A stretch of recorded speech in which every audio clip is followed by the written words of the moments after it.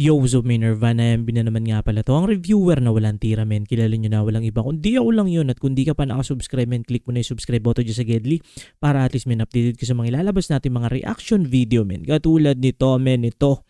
Shoutout nga pala. Dito sa isang mga, men, isa ito sa mga tropa talaga natin. Solid supporter natin to, men. Si your favorite CJ Enjoyer 420. So, pinapaspatan sa atin to, men. Ang title nito, Ramdam. Kanta to ni Toysky and 2GBO. So, alam ko nakaspat na tayo kay Toysky at saka si 2GBO. Hindi ko maalala kung anong kanta yun. Pero ito, men, spatan na natin to. Official lyric video to. So, switch screen tayo in 3, 2, 1. Let's go.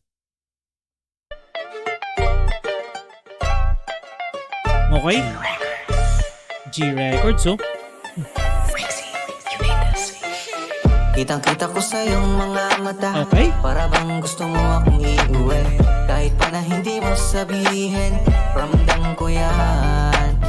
Kitang-kita ko sa iyong mga mata. Ang ganda ng beat, men. Unang napansin ko dito, men. Sobrang ganda ng beat. Bouncy. Parang bigla ko tuloy naalala, men.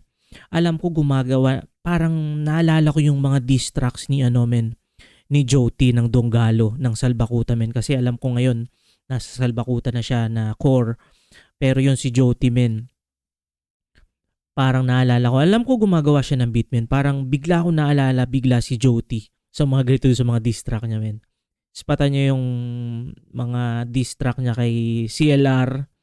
Angas nun, men. Tsaka rin kay J Skills. Sobrang classic lang din, men. Parang bigla akong bumalik dun sa diss tracks era, men. Para bang gusto mo akong iuwi. Kahit pa na hindi mo sabihin, ramdam ko yan. Halika, baby, huwag ka na mahiya. Makinig ka sa akin at di ka Papahiya? Dami naman diyang iba, bakit naman sa akin pa? Okay. Hindi maikakakila kasi ako Kung iba? Iba sa mga nakilala Alam mo? Diba? Kaya lika dito sa kama ko. Iba sa nakilala mo, diba? Kaya lika dito sa kama ko, men. Bars. Tapos maganda yung tugmaan.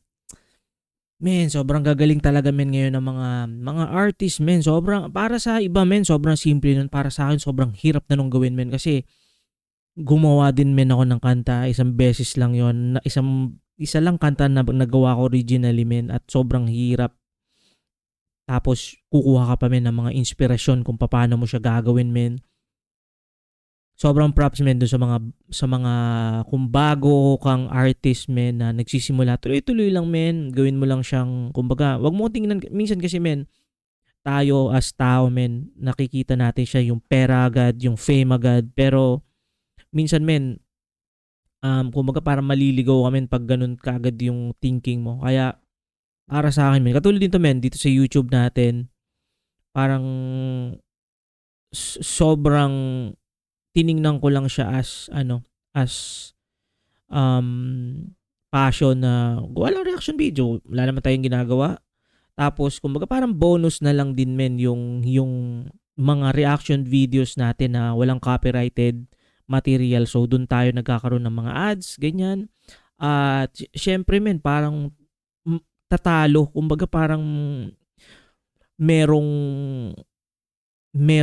bubulong sa iyo, men, na ganito, men, ang gawan mo lang ng reaction video is yung mga walang copyrighted. Pero parang pag ganun, men, dumating ako sa puntong ganun, men, na parang gusto kong spatan na lang yung mga hindi copyrighted para at least, men, hindi sayang yung mga reaction video. Pero parang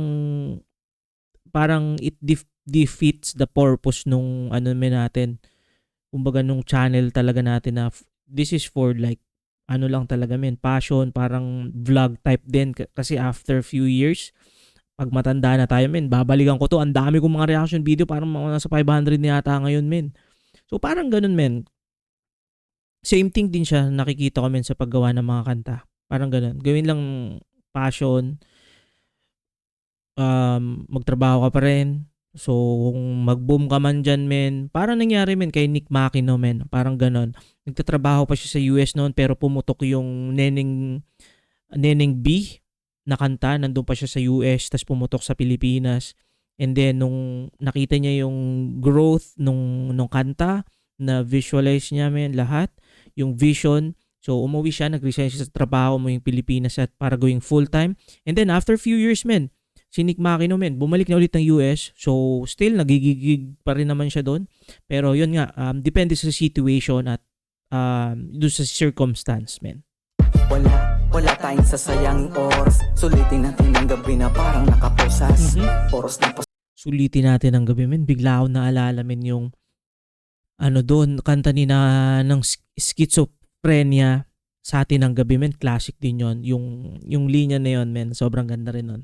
Sukoy mo yung mundo ko, hindi ka na makakawala. Alam ko na ang gusto mo, ang kaso ang gusto ko lang naman ay laro. Wala akong oras at di ako sanay magseryoso. Kitang-kita ko sa iyong mga mata, para bang gusto mo akong iuwi. Kahit pa na hindi mo sabihin, ramdam ko yan. Kitang-kita ko sa iyong mga mata, para bang gusto mo akong iuwi. Kahit pa na hindi mo sabihin, ramdam ko yan. Come with me and talk to me, baby. Alam kong nasa isip mo you want to be with me. Kahit ano pang gustuhin, lahat ay pupwede. Just promise me that it will be a crazy night, baby. Aha, kalimutan muna natin lahat-lahat, sapagkat this is between you and me, lapat na lapat. Okay. Aha, bagamat walang saplot, balat sa balat, ramdam pa din ang init at gigil sa bawat kagat. Malamang isa to sa yung best memories. At least kahit sobrang bilis di ako nag-miss. Wala kang dapat pagsisihan kung nangyari na this. Just call me if you need me, di mo na kailangan mag-please. Kitang-kita ko sa iyong mga mata, para Sobrang catchy rin men nung sobrang catchy rin nung hook nito, yung chorus men. Maganda siya, pwede siyang may potential men. Yun minsan men na naisip ko doon sa mga kantang underground na mga kanta men. Kailangan mo lang dyan men ng potential na mag-boom sa TikTok men, yung mga short form. Katulad nung wag mong ipagsabi something men. Recently ko lang siya napakinggan yung full, pero dun pala siya nag-trending siya sa TikTok. So parang ganun men. Kailangan lang talaga ng gumawa sa maraming kanta doon sa mga artist. Merong isa dyan magbo-boom men. ang gusto mo akong iuwi.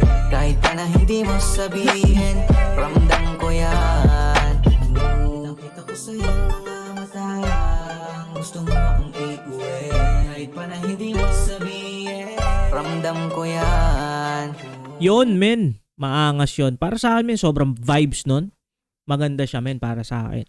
Yung mismong beat men, yung beat pa mismo men yung para sa akin nag-complement doon sa overall na kanta men. At yun men, kung nakaabot ka sa puntong ito na hindi pa nakasubscribe, click mo na yung subscribe button dyan sa Gedli para at least men updated ka sa mga ilalabas natin mga reaction video katulad nito men. Ingat palagi, good vibes, subscribes, peace.